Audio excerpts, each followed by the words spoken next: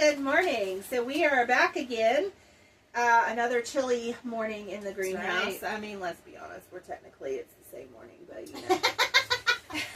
we are not even going to pretend we're not filming multiple at one time. Because you know what? We're real people. Yes. I mean, that's what you're going to get. We are honest, and so we do get together and we try to film a few topics at one time. Absolutely. So, and that is actually a good lead-in to today's topics. Okay. About influencers. Woo! You mean the catfishing of the social media yes. world? So why are we talking about this? Well, I promise we have a point that is going to relate to what we do. Okay, true. But we're going to get off on a tangent too, because let's be real, that's who we are. Yes. You know? So why are we talking about this? Well, I don't know when y'all are actually going to see this one. It's probably not this week. That's okay. Because it's To going be to be fair. relevant whenever it gets uploaded. In a month or whenever I get this this will be old news. But currently, it is trending. But it's also going to be relevant whenever it loads too, because this is not changing. It is. And It's more not people will going on. probably Yeah. have heard about this by then because it is viral right now. Apparently, a beauty influencer named Michaela Nogueira. I don't know how to pronounce her name. Obviously, I don't watch beauty influencers. I mean, you're lucky. You did. You're lucky that I pencil in my eyebrows before I turn the camera on, and that's about the extent of my beauty routine. Okay, I mean, my plants and my goats do not care if I have makeup on. And I mean, let's be real. It's most days I have a messy bun in, so the fact that you got this today is about I as mean, much if as she it's going. went to one of the markets looking like this, they probably wouldn't even recognize I her. have no idea. Or me, because, well, no, I do wear my hair in a You ponytail do, a lot, yeah. but a lot of times our hair is like in a bun out of our way. Absolutely. And our sunglasses are on. And I was going to say, just wait, if I wear my real glasses, they don't really know who I am. It's crazy.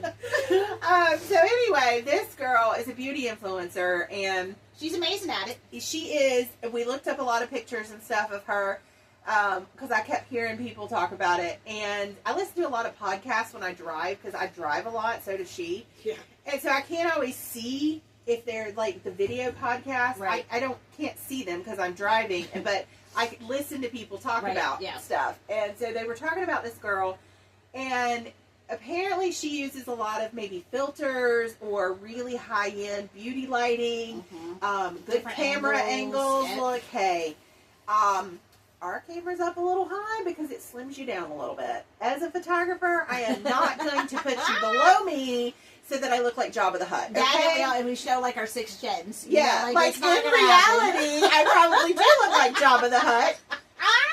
Because everyone's shorter than me. However, that is fair. I mean, that's the shorter aspect. I'm not looking like Jabba the Hutt, but the shorter aspect. it's really funny because I had a friend of mine take our Easter pictures at church, and I was like, "Oh my God, my face is so round," but she's like 5'1". But you're also, in this sense, you're getting to be the shortest I one know, in in your my family, I am the shortest one, but my face looked so round. I was like, "Why?" And my face is not that round normally. But she's like really short, and we're all over 6 foot, and so she's at an up angle, which makes everything round out. So anyway, so yes, we do try to flatter ourselves a tiny bit for vanity purposes, but we are not using any kind of lighting. Nope. We are in a greenhouse, no fake lighting at all. Nope, and the only thing that you might get is a couple of shading every so often because the sun goes behind the clouds. Exactly. So, yeah, so this is how we actually look. I mean, no makeup, no filters. So this person, Michaela, I mean, that's her job. She's supposed to look beautiful. She's applying makeup. But when she did a get ready with me, getting ready for some Hannah Montana reunion event, and everybody followed along with this get ready with me. And she had like this great pointy chin, and the angles were glorious. Yes. Like she looked like a toothpick. Yes. And then she was hardly recognizable on the red carpet because she actually has a very square chin and jawline, and is a lot heavier. And she's not a heavy girl. I'm not calling her fat or anything. I have no room to talk. But she, because of the angles and things that she uses, she does present with a different figure than what she did online. Absolutely. And so a lot of people were criticizing and saying, you know, she's completely unrecognizable.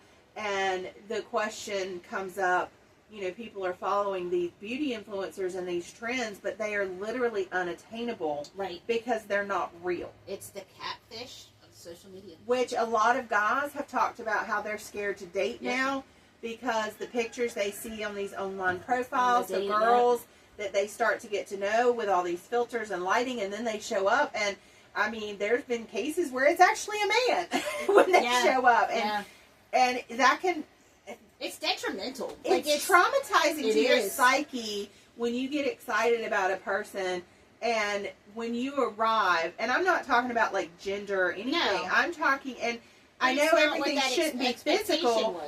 But if you are physically different than what you have presented, then you have, in essence, lied to someone. Correct. And you cannot expect someone to be attracted to you when you start the relationship out based on a lie. Right. An obvious lie. And I think that's what people are forgetting when they say, you know, physicality shouldn't matter. You're presenting your best face. You're always on your best behavior and you're looking your best. And that is very true, but you have to be real. Right. Right. Because you cannot build anything based on a lie. Correct. And so, reason we bring this up is because this is very true in the influencer world, with social media being so prevalent in every industry. Absolutely. Not just the beauty industry. The beauty industry. But we see this with farming and homesteading. That is a huge industry right now on social media. Take ballerina farms. A lot of people who aren't even farmer type people have followed her because she's this beautiful professional ballerina who went to the farm life homestead aesthetic.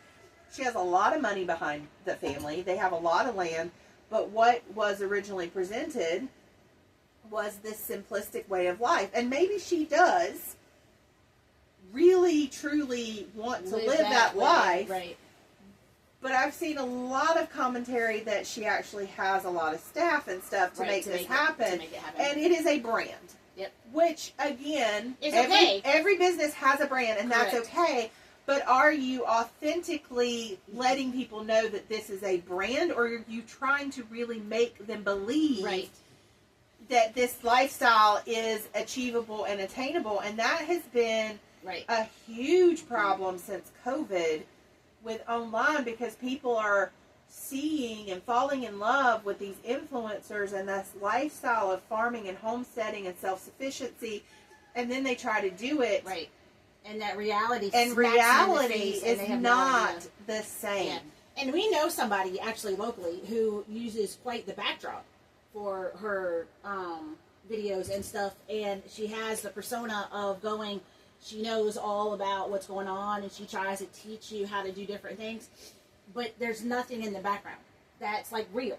Like it looks real. It looks real, but you can literally like pick up the things here and move them around, like, you know, in a sense, like, in, you know, we'll do the farm tours later or whatever, but it's an actual... Right, but that one is literally a photography backdrop, or a stage. Right, yeah. Which, you know... She might have a couple of shelves and then a couple of plants placed on it or whatever, but if you look, seriously, if you look at Krista's, our backdrop, in a sense, like, you 100%... Whoop! As I'm dripping water from the tray. But you know, like, her shelves are full. Like, she's got... You can really tell because, like, this one plant is not thriving. Luckily, that one's out of the realm of the camera. Well, it's root bound. They need to be planted out. But it's that whole entire persona, though, that people are giving off, in a sense, that have that whole, I know what I'm doing, but do they really? Well, and it's also an idea of perfection. Yes.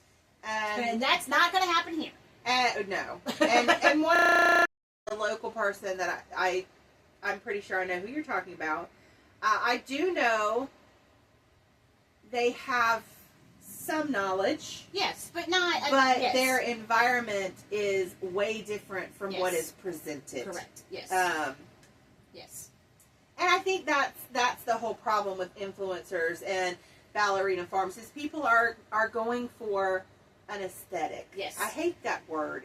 It's such a trend word, and my daughter turned me on to it. And I despise it. It is, but that's exactly what it is. Like, we want to be a lifestyle blog and a lifestyle influencer, but is that really your lifestyle? Right. And how fake are you? Right. And I'll tell you, with us, what you see is what you get. Yeah. I mean, I honestly don't have time to be a brand. I was going to say, I mean, we're lazy enough not to want to do but on the flip side of that, we're also busy enough to where we're not able to do that because of the fact that we are so busy doing what we do. And I'm also a control freak. No, you don't and say. So I can't delegate very well. Yeah. I tried that in my other business. Yeah. In my photography business, I reached a point where I was so busy that I either had to hire or scale back. Yeah. And so I tried to hire out certain things like editing. Yeah. And I even hired a second photography duo to shoot some weddings so I could book more than one. And it was such a cluster. And I had such a hard time releasing control that I was like, I would rather scale back and stay a small business at this size because I cannot give up control of my artistic. Oh my gosh, there are some flies in this greenhouse that are driving me nuts. As long as they don't have a stinger. No, they're definitely flies. I think they just got trapped in here because I had the doors open yesterday. I think that goes along, though, because I'm kind of the same way with, like, Purple Wagon. Like, I've been told numerous times that I need to hire a team so that I can have more events, that I can have, or whatever. There's one event a year where you run it for me because I do have 2, but that's it. And I don't want to get away from that community feel. I don't want to get away from that me getting to know the people or me being authentic. Because when you give it to somebody else, like you hire other people, it's not your creativity. Right, it's not your event. Right, it's not yours anymore. It wasn't, I didn't feel like that was a Magnolia Ridge photography wedding. Right. Because I can't guarantee, like, I like the people who shot the wedding. Right. But they do not offer the same customer service. And the bride was not attached to them the way she was attached to me. I mean, she went into it knowing she was not getting me. Right. And it just changes that whole entire feel of it. Yeah. And that's the one thing we pride ourselves on, is we are real people. We are honest, and what you see is what you get. And we are not going to put on a horse and pony show for you. No. And you know what? I will be perfectly honest. I fail at a lot of things on this farm.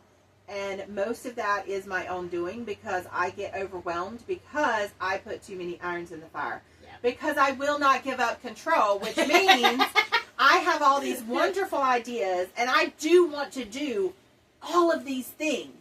But you physically cannot. Right.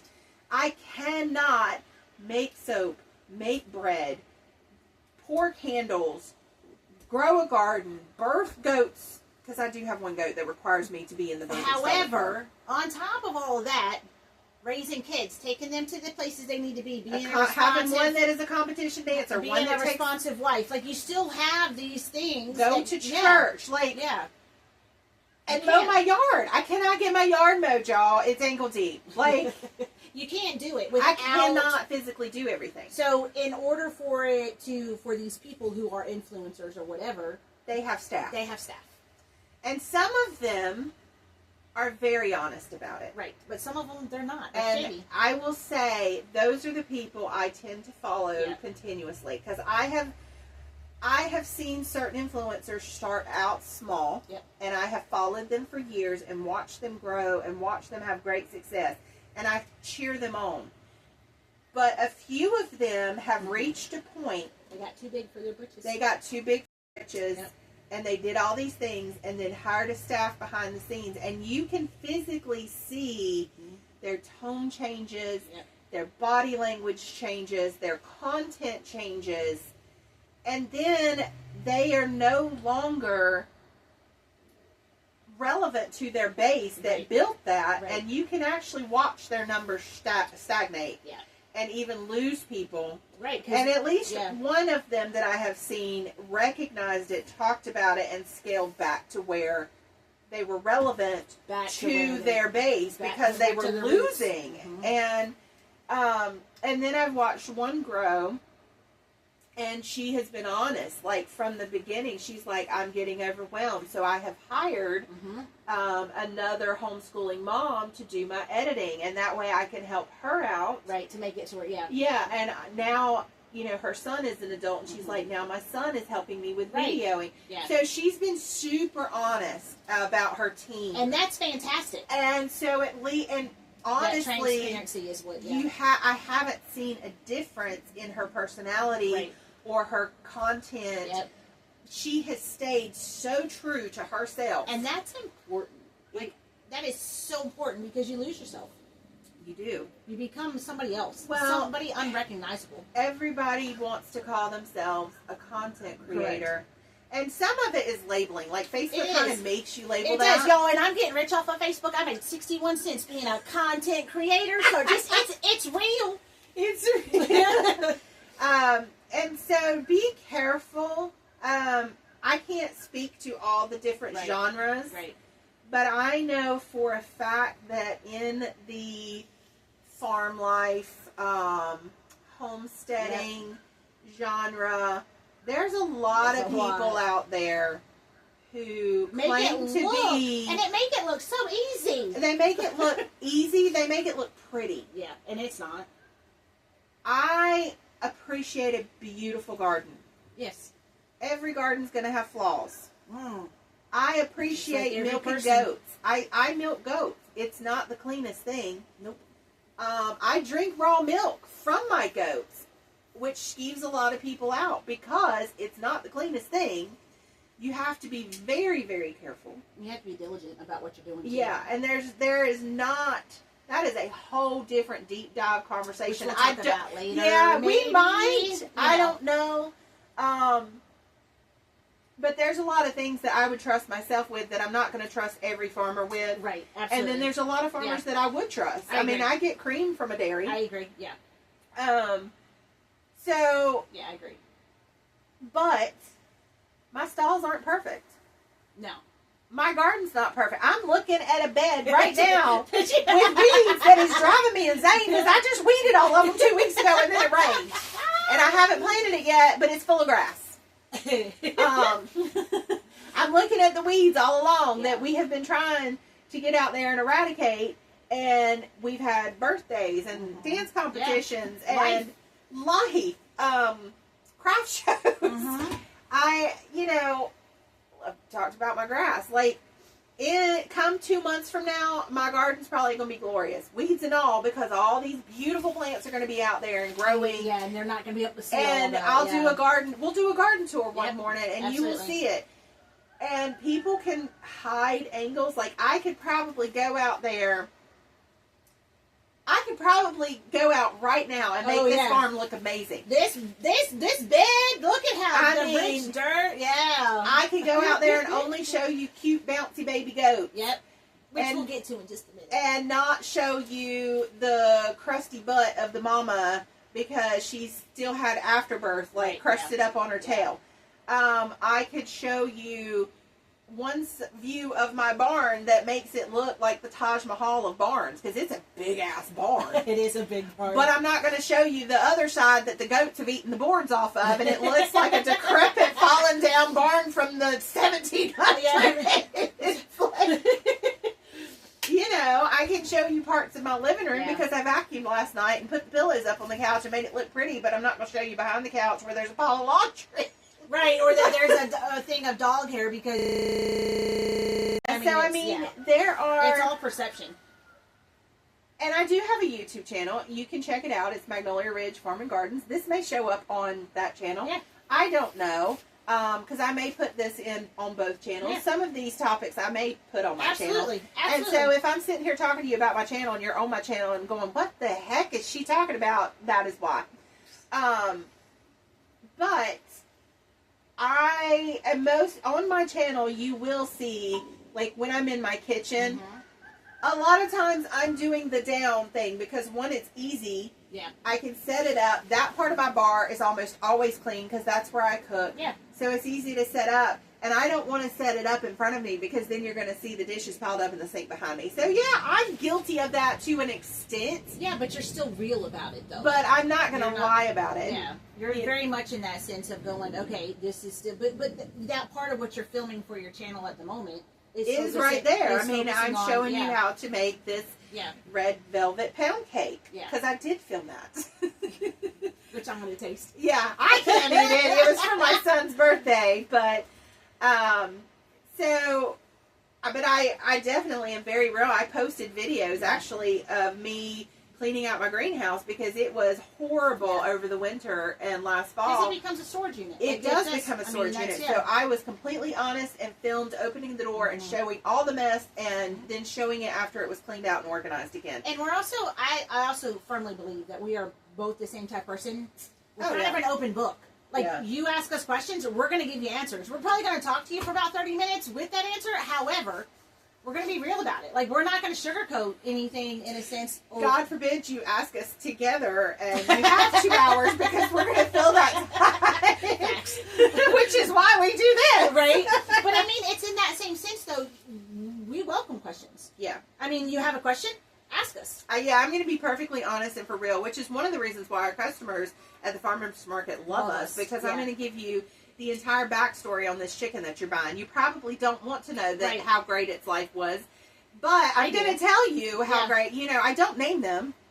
They're all called nuggets because I don't want to get attached to them, and it is actually hard for me to get attached to the meat birds at this point.